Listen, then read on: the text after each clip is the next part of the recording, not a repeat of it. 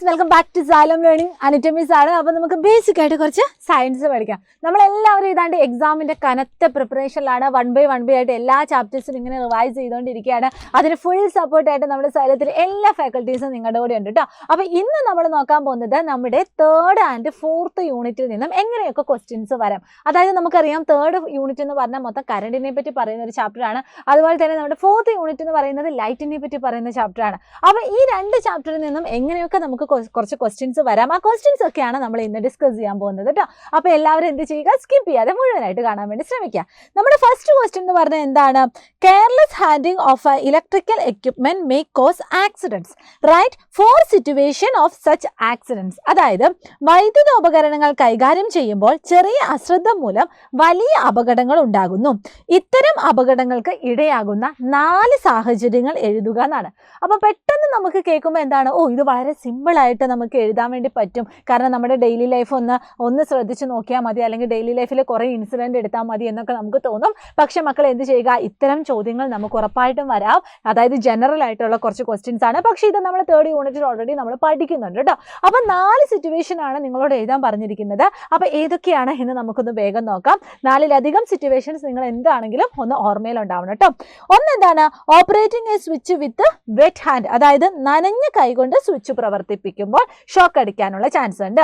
അടുത്തത് എന്താണ്? Removing plug pin when the switch is on. Switch off ആക്കാതെ plug പിന്നെ ഊരിയിടുമ്പോൾ. അടുത്തത് എന്താണ്? Using wire without insulation. Insulation പോയ വയറുകൾ ഉപയോഗിക്കുമ്പോൾ. Changing bulb when the switch is on. Switch off ആക്കാതെ ബൾബ് മാറ്റിയിടുമ്പോൾ. അപ്പോൾ ഈ പറയുന്ന സിറ്റുവേഷനിലൊക്കെ നമുക്ക് ഷോക്ക് അടിക്കാനുള്ള ചാൻസ് ഉണ്ട്. അപ്പോൾ മക്കൾ എന്താണെങ്കിലും ഇതൊന്ന് നിങ്ങളുടെ ഓർമ്മയിൽ ഉണ്ടാക്കുക കേട്ടോ. ഇത് നിങ്ങൾ മറന്നു പോകരുത്. അടുത്ത ചോദ്യം ഇതാണ്. 2 ചിത്രങ്ങൾ തന്നിട്ടുണ്ട്. ചിത്രങ്ങൾ പ്രകാശത്തിൻ്റെ ഏതെല്ലാം സവിശേഷതകളെ സൂചിപ്പിക്കുന്നു? What are the properties of light indicated in the above figure? ഇവിടെ നിങ്ങൾക്ക് നോക്കിയാൽ അറിയാം 2 ഫിഗർ തന്നിട്ടുണ്ട് അല്ലേ, 1ഉം 2ഉം. ഇത് എന്തിനെയാണ് സൂചിപ്പിക്കുന്നത്? പ്രകാശത്തിൻ്റെ എന്ത് പ്രതിഭാസത്തെയാണ് സൂചിപ്പിക്കുന്നത്? യെസ്, പ്രതിപതനം അല്ലെങ്കിൽ റിഫ്ലക്ഷൻ ആണ് നമുക്കിവിടെ കാണാൻ വേണ്ടി പറ്റുന്നത്. പക്ഷേ ഇവിടെ 2ലും നടക്കുന്ന റിഫ്ലക്ഷൻ എന്ന് പറയുന്നത് ഒരുപോലെയല്ല. 2 സർഫസിലും നടക്കുന്ന റിഫ്ലക്ഷൻ 2 രീതിയിലാണ്. അപ്പോൾ അതും കൂടി നമുക്ക് എന്ത് ചെയ്യണം, അറിയണം അല്ലേ. അപ്പോൾ നമുക്ക് എന്ത് ചെയ്യാം, ഫസ്റ്റത്തെ ആ ഒരു ചിത്രം നോക്കാം. ഫസ്റ്റത്തെ ഫിഗർ നോക്കിയാൽ നമുക്ക് എന്തൊക്കെ കാണാൻ വേണ്ടി സാധിക്കുന്നുണ്ട്? യെസ്, ഈ ഒരു സർഫസ് തന്നെ നോക്കിയാൽ നമുക്ക് അറിയാൻ വേണ്ടി പറ്റും. അത് വളരെ സ്മൂത്ത് ആണ്, പോളിഷ്ഡ് ആണ്. ഇനി ഈ സർഫസിലേക്ക് വരുന്ന ലൈറ്റ് റേസ് ഒക്കെ എങ്ങനെയാണ്?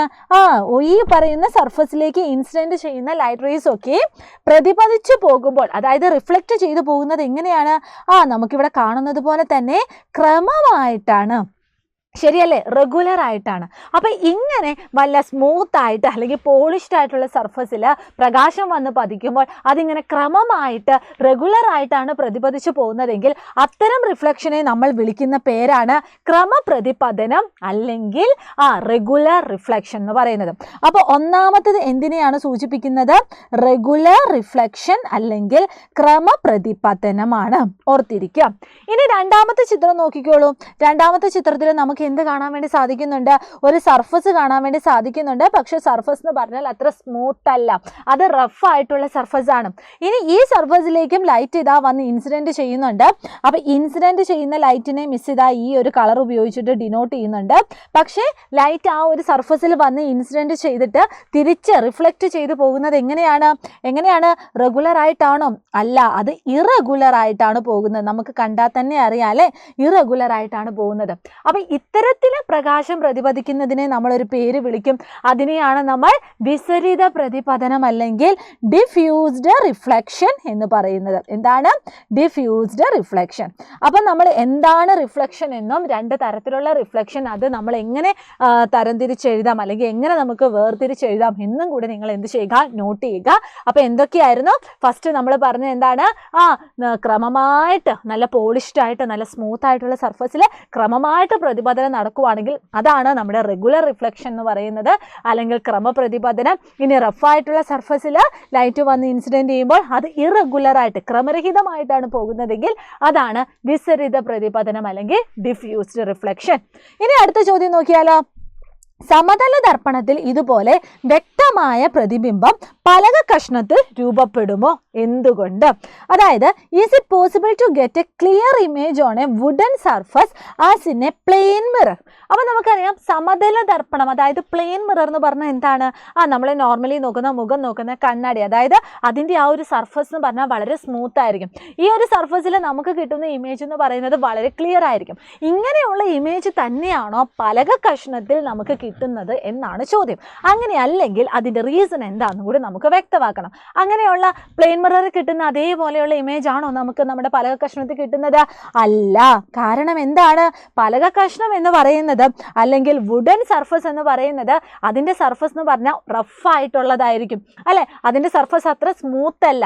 അപ്പോൾ എന്താ സംഭവിക്കുക? ഇങ്ങനെ റഫായിട്ടുള്ള സർഫസിൽ പ്രകാശം വന്ന് പതിക്കുമ്പോൾ അവിടെ ക്രമരഹിതമായിട്ടാണ് റിഫ്ലക്ഷൻ നടക്കുന്നത്. അതായത് അവിടെ വിസരിത പ്രതിപതനമാണ് നടക്കുന്നത്, ഡിഫ്യൂസ്ഡ് റിഫ്ലക്ഷൻ ആണ് നടക്കുന്നത്. അതുകൊണ്ട് തന്നെ നമുക്ക് എന്താണ് ഈ പറയുന്ന ക്ലിയർ ആയിട്ടുള്ള ഇമേജ് നമുക്ക് അവിടെ പലക കഷ്ണത്തിൽ കിട്ടത്തില്ല. ഇനി അടുത്ത ചോദ്യം എന്താണ്? വൈദ്യുതി സർക്യൂട്ട് ചിത്രീകരിക്കുമ്പോൾ ഉപയോഗിക്കുന്ന ഒരു ചിഹ്നമാണ് താഴെ നൽകിയിരിക്കുന്നത്. അപ്പം നമ്മുടെ സർക്യൂട്ടിലൊക്കെ നമ്മൾ ഉപയോഗിക്കുന്ന ഒരു ചിഹ്നം നിങ്ങൾക്ക് ഇവിടെ കാണാൻ വേണ്ടി പറ്റും, ഒരു സിമ്പൽ നിങ്ങൾക്ക് ഇവിടെ കാണാൻ വേണ്ടി പറ്റും. ഈ ഒരു ചിഹ്നം അല്ലെങ്കിൽ ഈ ഒരു സിമ്പൽ എന്തിനെ സൂചിപ്പിക്കുന്നു? Identify the symbol. അതാണ് നമ്മുടെ ഫസ്റ്റ് ക്വസ്റ്റ്യൻ. എന്തിനെയാണ് ഇത് സൂചിപ്പിക്കുന്നത്? യെസ്, ഇതാണ് ബസർ. ബസറിനെ നമ്മൾ സൂചിപ്പിക്കാൻ വേണ്ടി നമ്മൾ ഉപയോഗിക്കുന്ന സിമ്പലാണ് മക്കൾ ഇവിടെ കാണുന്നത്. അതുപോലെ തന്നെ കുറേ വിവിധ തരത്തിലുള്ള ഡിവൈസസിനെ നമ്മൾ ഇൻഡിക്കേറ്റ് ചെയ്യുന്ന സിമ്പിൾസ് നമ്മൾ പഠിച്ചിട്ടുണ്ട്. ബൾബ് ഗ്ലോ ചെയ്യുന്നത്, ബൾബ് ഗ്ലോ ചെയ്യാത്തത്, സ്വിച്ച് ഓൺ ചെയ്യുന്നത്, സ്വിച്ച് ഓഫ് ചെയ്യുന്നത്, ബാറ്ററി, സെല്ല്, അങ്ങനെ കുറേ കാര്യങ്ങളുടെ സിമ്പിൾസ് നമ്മൾ പഠിച്ചിട്ടുണ്ട്. ഇത് നിങ്ങളുടെ ശ്രദ്ധയിൽ ഉറപ്പായിട്ടും ഉണ്ടായിരിക്കണം കേട്ടോ. ഇനി അടുത്ത ചോദ്യം എന്താണ്? ചിത്രത്തിൽ OA, OB, P, Q എന്നിവ എന്തിനെ സൂചിപ്പിക്കുന്നു എന്ന് എഴുതുക. P ആൻഡ് Q ഇവ തമ്മിലുള്ള ബന്ധം എന്താണ് എന്നും കൂടി എഴുതുക. അപ്പം നമുക്ക് നോക്കിയാൽ തന്നെ അറിയാം, നമുക്കിവിടെ എന്താണ് റിഫ്ലക്ഷൻ ആണ് കാണാൻ വേണ്ടി സാധിക്കുന്നത്. ഇവിടെ ഒരു സർഫസ് ഉണ്ട്. ആ സർഫസിൽ O എന്ന് പറയുന്ന പോയിന്റിലേക്കാണ് ലൈറ്റ് വന്ന് ഇൻസിഡന്റ് ചെയ്യുന്നത്. അപ്പം ഇൻസിഡന്റ് ചെയ്യുന്ന റേയിനെ നമുക്ക് എന്താണ് OA എന്ന് നമുക്ക് വിളിക്കാം അല്ലെ? OA എന്ന് പറയുന്നതാണ് ഇൻസിഡന്റ് ചെയ്യുന്ന റേ. അപ്പം ആ ഒരു റേയിനെ നമ്മൾ വിളിക്കുന്ന പേരെന്താണ്? ഇൻസിഡന്റ് റേ എന്നാണ് വിളിക്കുന്നത്. എന്താണ്? ഇൻസിഡന്റ് റേ അല്ലെങ്കിൽ പതനരശ്മി എന്നാണ് വിളിക്കുന്നത്. അപ്പോൾ OA എന്താണ് എന്ന് നമ്മൾ പറഞ്ഞിട്ടുണ്ട്. ഇനി ഈ പറയുന്ന O എന്ന് പറയുന്ന പോയിന്റിൽ വന്നിട്ട് ആ ഒരു സർഫസിന്റെ O എന്ന് പറയുന്ന ആ ഒരു പോയിന്റിൽ വന്നിട്ട് ലൈറ്റ് വന്ന് ഇൻസിഡന്റ് ചെയ്താൽ അത് റിഫ്ലക്റ്റ് ചെയ്തു പോകുന്നുണ്ട്. അങ്ങനെ റിഫ്ലക്റ്റ് ചെയ്തു പോയ റേ ആണ് നമ്മുടെ OB എന്ന് പറയുന്നത്. അപ്പോൾ OB എന്ന് പറഞ്ഞാൽ എന്താണ്? ഇങ്ങനെ റിഫ്ലക്റ്റ് ചെയ്ത ആ ഒരു റേ ആണ്, അതായത് റിഫ്ലക്റ്റഡ് റേ ആണ്. ഓക്കെ, റിഫ്ലക്റ്റഡ് റേ അല്ലെങ്കിൽ നമ്മൾ പറയും പ്രതിപതന രശ്മി. ഓക്കെ, അപ്പം നമ്മൾ അത് രണ്ടും നമ്മൾ കണ്ടുപിടിച്ചു. ഇതിൻ്റെ കൂടെ തന്നെ O എന്ന് പറയുന്നത് എന്താണ്? O എന്ന് പറയുന്ന പോയിന്റിലേക്കാണ് ലൈറ്റ് വന്ന് ഇൻസിഡന്റ് ചെയ്യുന്നത്. അപ്പം നമുക്ക് ആ ഒരു പോയിന്റിനെ ഒരു പേര് വിളിക്കും, പോയിന്റ് ഓഫ് ഇൻസിഡൻസ്. അത് നിങ്ങൾ നോർമലി ഒന്ന് പഠിച്ചു വെക്കാം. അല്ലെങ്കിൽ പതന ബിന്ദു, അതും നിങ്ങൾ ജസ്റ്റ് ഒന്ന് ഓർത്ത് വെക്കുക കേട്ടോ. ഇനി അടുത്തത് എന്താണ്? P അതുപോലെ തന്നെ Q എന്ന് പറഞ്ഞാൽ എന്താണ് എന്നാണ് ചോദിക്കുന്നത്. അപ്പം P എന്ന് പറഞ്ഞാൽ നമുക്ക് നോക്കിയാൽ അറിയാം, P എന്ന് പറഞ്ഞാൽ എന്താണ്? യെസ്, ഒരു ആംഗിൾ ആണ് അല്ലെങ്കിൽ ഒരു കോണളവാണ് Pനെ സൂചിപ്പിക്കുന്നത്. ആർക്കൊക്കെ ഇടയിലുള്ള കോണളവാണ്? നമ്മുടെ നോർമലിനും അതുപോലെ തന്നെ ഇൻസിഡന്റ് റേക്കും ഇടയിലുള്ള കോണാണ്. അപ്പോൾ അതിനെ നമ്മൾ എന്താ വിളിക്കുന്നത്? യെസ്, ആംഗിൾ ഓഫ് ഇൻസിഡൻസ് എന്നാണ് വിളിക്കുന്നത്. എന്താണ്? Angle of incidence. ഓക്കെ, അതിൻ്റെ മലയാളത്തിൽ നമ്മൾ എന്താ പറയുന്നത്? പതന കോൺ എന്ന് നമ്മൾ പറയും. അതുപോലെ തന്നെ നമ്മുടെ Q എന്ന് പറയുന്നത് ആർക്കൊക്കെ ഇടയിലുള്ള ആംഗിൾ ആണ്? യെസ്, ഇതുപോലെ തന്നെ നമ്മുടെ നോർമലിനും റിഫ്ലക്റ്റർ റേക്കും ഇടയിലുള്ള ആംഗിൾ ആണ്. അപ്പം അതിനെ നമ്മൾ വിളിക്കുന്ന പേരാണ് ആംഗിൾ ഓഫ് റിഫ്ലക്ഷൻ. എന്താണ്? ആംഗിൾ ഓഫ് റിഫ്ലക്ഷൻ അല്ലെങ്കിൽ നമ്മൾ എന്താ വിളിക്കുന്നത്? പ്രതിപതന കോൺ എന്ന് നമ്മൾ വിളിക്കുന്നു. പ്രതിപതന കോൺ. ഓക്കെ, അപ്പോൾ അത് നമ്മൾ കിട്ടി. ഇനി അടുത്ത ചോദ്യം എന്താണ്? P, Q ഇവ തമ്മിലുള്ള ബന്ധം എന്താണ് എന്നാണ് ചോദിച്ചിരിക്കുന്നത്. അപ്പോൾ നമ്മളിവിടെ പറഞ്ഞിട്ടുണ്ട്, നമ്മൾ റിഫ്ലക്ഷൻ പറയുന്ന കേസിൽ നമ്മൾ 3 റേസിനെ പറ്റി, അതായത് 3 കിരണങ്ങളെ പറ്റിയും 2 ആംഗിൾസിനെ പറ്റിയുമാണ് നമ്മൾ പഠിക്കുന്നത്. ഈ 3 കിരണങ്ങളുടെ പ്രത്യേകത എന്താണ്? ഇവ 3ഉം സെയിം പ്ലെയിനിലായിരിക്കും, അതായത് ഒരേ തലത്തിലായിരിക്കും. അതുപോലെ തന്നെ 2 ആംഗിൾസ് എന്ന് പറഞ്ഞാൽ എന്താണ്? അവ രണ്ടും ഈക്വൽ ആയിരിക്കും. അപ്പം Pയും Qവും തമ്മിലുള്ള ബന്ധം എന്താണ്? P എത്രയാണോ എത്ര കോണളവാണോ P എന്ന് പറയുന്നത് അതേ കോണളവ് തന്നെയാണ് Q എന്ന് പറയുന്നത്. അതായത് ആംഗിൾ ഓഫ് റിഫ്ലക്ഷനും ആംഗിൾ ഓഫ് ഇൻസിഡൻസും എന്താണ്? സെയിം ആണ്. അതാണ് ഇവിടുത്തെ ആൻസർ എന്ന് പറയുന്നത്. ഇനി അടുത്ത ചോദ്യം എന്താണ്? What is the difference between the illustration given below? താഴെ നൽകിയിരിക്കുന്ന ചിത്രീകരണം ശ്രദ്ധിക്കൂ, ഇവ തമ്മിലുള്ള വ്യത്യാസം എന്താണ്? അപ്പോൾ ഇവിടെ കൊടുത്തിരിക്കുന്നത് രണ്ട് ഡിവൈസിൻ്റെ സിമ്പലാണ്. ഫസ്റ്റ് എന്താണ്? സെല്ലാണ് സൂചിപ്പിക്കുന്നത്. സെക്കൻഡ് എന്താണ്? ബാറ്ററിയാണ് സൂചിപ്പിക്കുന്നത്. അപ്പോൾ സെല്ലും ബാറ്ററിയും നിങ്ങൾ സെപ്പറേറ്റ് ചെയ്ത് പഠിക്കണം. സെല്ലും എന്ന് പറഞ്ഞാൽ എന്താണ്? ഒരു വൈദ്യുതി സ്റ്റോർ ചെയ്യുന്ന ഒരു സ്രോതസ്സാണ്. അതുപോലെ തന്നെ എന്താണ്? ബാറ്ററി എന്ന് പറഞ്ഞാൽ സെല്ലുകൾ കൂടി ചേർന്നിട്ടാണ് ബാറ്ററി ഉണ്ടാവുന്നത്. ഇതിൻ്റെ സിമ്പൽ നിങ്ങൾ ഐഡൻറ്റിഫൈ ചെയ്യാനും അത് വരയ്ക്കാനും നിങ്ങൾ പഠിക്കണം കേട്ടോ. ഇനി അടുത്ത ചോദ്യം, name the device used to make a circuit function only when needed. അതായത് ആവശ്യമുള്ളപ്പോൾ മാത്രം സർക്യൂട്ട് പ്രവർത്തിപ്പിക്കാൻ ഉപയോഗിക്കുന്ന ഉപകരണത്തിൻ്റെ പേരെന്താണ്? നമ്മുടെ ഡെയിലി ലൈഫ് തന്നെ നമുക്കൊന്ന് ആലോചിച്ച് നോക്കിയാൽ മതി. ആവശ്യമുള്ളപ്പോൾ മാത്രം നമുക്ക് ബൾബ് ഗ്ലോ ചെയ്യിപ്പിച്ചാൽ മതി, അല്ലെങ്കിൽ ഫാന് വർക്ക് ചെയ്യിപ്പിച്ചാൽ മതി. അതിനുവേണ്ടി നമ്മൾ ഉപയോഗിക്കുന്ന ഡിവൈസ് ഏതാണ്? സ്വിച്ച് ആണ് ഇവിടുത്തെ കറക്റ്റ് ആയിട്ടുള്ള ആൻസർ. അപ്പോൾ ആവശ്യമുള്ളപ്പോൾ മാത്രം സർക്യൂട്ട് പ്രവർത്തിപ്പിക്കാൻ ഉപയോഗിക്കുന്ന ഉപകരണമാണ് സ്വിച്ച്. വിവിധ തരത്തിലുള്ള സ്വിച്ചിൻ്റെ ചിത്രങ്ങളും അതിൻ്റെ പേരുകളും ഇവിടെ തന്നിട്ടുണ്ട്. ജസ്റ്റ് നിങ്ങളൊന്ന് ഓർത്തിരിക്കുക കേട്ടോ. ഇനി ലാസ്റ്റ് ക്വസ്റ്റ്യൻ ഇതാണ്, suggest 2 first aid to be given to a person who had electric shock. വൈദ്യുതാഘാതമേറ്റ് ഒരാൾക്ക് നൽകാവുന്ന 2 പ്രഥമ ശുശ്രൂഷകൾ നിർദ്ദേശിക്കുക. 2 എണ്ണമാണ് നമ്മളോട് ചോദിച്ചിരിക്കുന്നത്. പക്ഷെ അതിലധികം എന്താണ് നമുക്ക് എഴുതാൻ വേണ്ടി പറ്റും. നിങ്ങൾ എന്ത് ചെയ്യുക? ജസ്റ്റ് ഇതൊക്കെ ഒന്ന് ഓർത്തിരിക്കുക കേട്ടോ. വൈദ്യുത ബന്ധം വിച്ഛേദിക്കുകയാണ് ആദ്യം ചെയ്യേണ്ടത്. അതിനുവേണ്ടി സ്വിച്ച് ഓഫ് ചെയ്യണം.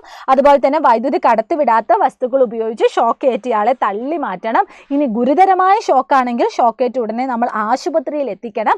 ആവശ്യമെങ്കിൽ മാത്രം എന്ത് ചെയ്യുക? കൃത്രിമ ശ്വാസം നൽകണം. ശരീരം തടവി ചൂടാക്കണം. പിന്നെ ഹൃദയസ്പന്ദനം നിന്നുപോയി എന്ന് തോന്നുവാണെങ്കിൽ ഉടനെ തന്നെ 2 കൈയും ഷോക്കേറ്റ് ആളുടെ നെഞ്ചിൽ വെച്ചിട്ട് നല്ല രീതിയിൽ ഒന്ന് അമർത്തി വിടുക. ഹൃദയം സ്വയം ഇടിക്കുന്നത് വരെ ഈ ഒരു പ്രവർത്തനം തുടരണം. ഓക്കെ. അപ്പോൾ ഇതാണ്ടേ നമ്മൾ കുറേ ക്വസ്റ്റ്യൻസ് നമ്മൾ ഡിസ്കസ് ചെയ്തു. മക്കൾ എല്ലാവരും എന്ത് ചെയ്യുക? ഈ ക്വസ്റ്റ്യൻസ് ഒന്നും കൂടി നിങ്ങൾ സ്വയം നമ്മുടെ ഈ ക്ലാസ് നോക്കാതെ സ്വയം ഒന്ന് ചെയ്തു നോക്കുക. അപ്പോൾ നിങ്ങൾക്ക് ആൻസർ കറക്റ്റായിട്ട് ചെയ്യാൻ പറ്റുന്നുണ്ടോ ഇല്ലയോ എന്നൊക്കെ ഒന്ന് ശ്രദ്ധിക്കുക കേട്ടോ. അപ്പോൾ എല്ലാ മക്കളും എന്ത് ചെയ്യുക? അടിപൊളിയായിട്ട് പഠിക്കുക. അതിൻ്റെ കൂടെ തന്നെ നമ്മുടെ അവഞ്ചേഴ്സ് ബാച്ചിൻ്റെ കാര്യം നിങ്ങൾ ആരും മറന്നു പോകരുത്. നമുക്ക് വേണ്ടി സൈലം പ്രൊവൈഡ് ചെയ്യുന്ന ഓൺലൈൻ ട്യൂഷൻ ബാച്ചാണ്. ഓൺലൈൻ ക്ലാസ്സുകൾ ആണ് നമുക്കിവിടെ എല്ലാവരും പ്രൊവൈഡ് ചെയ്യുന്നത്. അതിപ്പോൾ യൂട്യൂബിനേക്കാളും കൂടുതൽ കാര്യങ്ങൾ നമുക്ക് നമുക്ക് ആപ്പിലൂടെ നമുക്ക് പഠിക്കാൻ വേണ്ടി പറ്റും. കൂടുതൽ എൻക്വയറി വേണ്ടി നിങ്ങൾ എന്ത് ചെയ്താൽ മതി? ഈ കാണുന്ന ഫോൺ നമ്പറിൽ ജസ്റ്റ് ഒന്ന് വിളിച്ച് നോക്കിയാൽ മതി കേട്ടോ. അപ്പോൾ തൽക്കാലം നമ്മുടെ ക്ലാസ് ഇവിടെ വൈൻഡപ്പ് ചെയ്യാണ്. എല്ലാ മക്കളും അടിപൊളിയായിട്ട് പഠിക്കുക. All the very best and thank you so much. Bye bye.